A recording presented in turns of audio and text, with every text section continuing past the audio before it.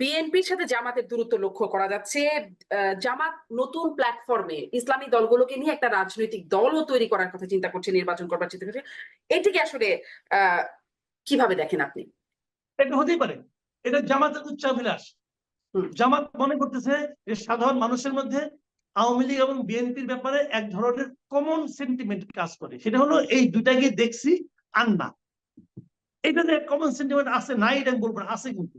তখন জামাত মনে করে তাহলে তৃতীয় কে, তৃতীয় শক্তিটা কে? জাতীয় পার্টি ক্ষীয়মান, মানে প্রায় হারিয়ে যাচ্ছে। তো জামাত মনে করে যে আমি যদি অন্য অন্য ইসলামিক দলগুলোকে নিয়ে একত্রিত হইতে পারি তাহলে হয়তো আমি এগিয়ে আসবো। এই ধারণা থেকে জামাত এখন বিএনপির সঙ্গে থাকতে চাচ্ছে না। এটা ভালো হবে কি মন্দ হবে এটা প্র্যাকটিক্যালি যে বোঝা যাবে। তবে আমার কাছে মনে হয় জামাতের এই ধারণাটা একদম ভুল আমি তাও বলবো না, আবার খুব কার্যকর হবে আমি তাও বলবো না। কেন বলবো না? জামাতকে বোঝাবো কঠিন। জামাত যখন মিটিং করে বিশাল মিটিং হয়। আজকে ওদের ঢাকা শহরে কম্পিটিশন হয় যে সবচেয়ে বড় মিটিংটা কে করবে। জামাতের মতো বড় মিটিং কেউ করতে পারবে না, এত অর্গানাইজ তারা। ভোট হলে বোঝা ভাই 5% উপরে পায় না, আপনি কি করবেন? কি করবেন? এর বাস্তবতা ব্যাখ্যা কি? বিশাল ব্যাখ্যা। ওই ব্যাখ্যা যখন দেখানোর সময় হবে না, আরেকদিন বলবো। মাসুদ কামাল, সেই জামাতকে আমরা খুব ফ্রন্ট লাইনে দেখছি, লাইমলাইটে দেখছি। সেনাপ্রধান ও 5ই আগস্টের সরকার পতনের পর প্রথমেই বলেছিলেন যে কাদের সাথে বৈঠক হয়েছে, জামাতের আমিরের নামটা তিনি বলেছিলেন। জামাতের আমির রীতিমতো মুগ্ধতাও ছড়াচ্ছেন তার কিছু কিছু বক্তব্যে। এর মধ্যেই আমরা দেখছি যে আরো কিছু বিষয়, আমি একসাথে কয়েকটা বিষয় যোগ করি, যে আনসারুল্লাহ বাংলা টিমের প্রধান তিনি জামিনে মুক্তি পেয়ে গেলেন এই এই সরকার আসবার পরপরই। আমরা দেখলাম হিজবুত তাহরিরকে খুব অ্যাক্টিভ হতে দেখলাম। মানে স্বৈরাচার থেকে কি একটু ডানপন্থার বিস্তার ঘটার দিকে যাচ্ছে কিনা, এইসব ঘটনা আসলে কি ইঙ্গিত দিচ্ছে? এখানে অনেকগুলি প্রশ্ন আমি বলি আপনাকে। আমার মনে হয় না যে সেনাপ্রধানের ওই বক্তব্যটা খুব সচেতন ভাবে ছিল।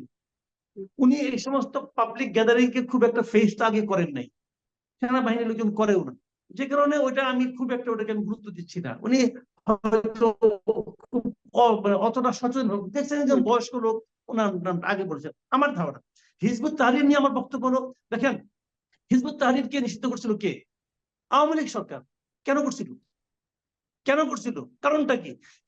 তারা একটা মানে আপনার প্রজ্ঞাপন দিয়েছিল যে তারা সন্ত্রাসী কর্মকাণ্ড করছে। আপনাকে আমি বলি, হিজবুত তাহরির এ পর্যন্ত একটা সন্ত্রাসী কর্মকাণ্ডের আপনি উদাহরণ আমাকে দেন, কোন ঘটনার প্রেক্ষিতে দিয়েছিল?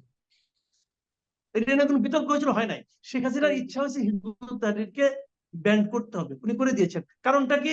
কারণ হলো বিডিআর বিদ্রোহ নিয়ে হিজবুত তাহরির কিছু প্রশ্ন তুলেছিল। That was the main point. BDR বিদ্রোহ নিয়ে ওই সময় আর কেউ প্রশ্ন তোলেনি হিজবুত তাহরির ছাড়া। অতএব ওই সময় কিন্তু ওই বছরই কিন্তু হিজবুত তাহরিরকে উনি নিষিদ্ধ করেছিলেন। কাজে আমার কথাটা আমি বলি আপনাকে, আমার বিবেচনায় পৃথিবীর কোন রাজনৈতিক দলকে আমি নিষিদ্ধ করার পক্ষে না, কাউকে না। কারো মুখ চাপা দেওয়ার মতো অশ্লীল ঘটনা আর হতে পারে না।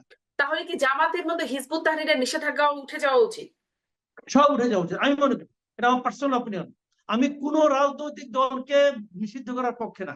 আমি মনে করি সব রাজনৈতিক দল তার আদর্শ নিয়ে কথা বলবে, জনগণ সিদ্ধান্ত নেবে তারা কাকে গ্রহণ করবে কাকে গ্রহণ করবে না। জনগণ যখন প্রত্যাখ্যান করবে, এটা সবচেয়ে বড় প্রত্যাখ্যান। যেমন বাংলাদেশে একসময় মুসলিম লীগ ছিল না, কই? ওটাকে নিষিদ্ধ করতে হয়েছে। নিজামুল ইসলাম পার্টি নামে একটা পার্টি ছিল, ওটাকে নিষিদ্ধ করতে হয়েছে? নিষিদ্ধ করতে হয়নি তো, জনগণ প্রত্যাখ্যান করছে। আছে টিম টিম করে জলে তেলা পোকার মতো আছে। জনগণ যখন প্রত্যাখ্যান করবে, এটা হলো বড় প্রত্যাখ্যান।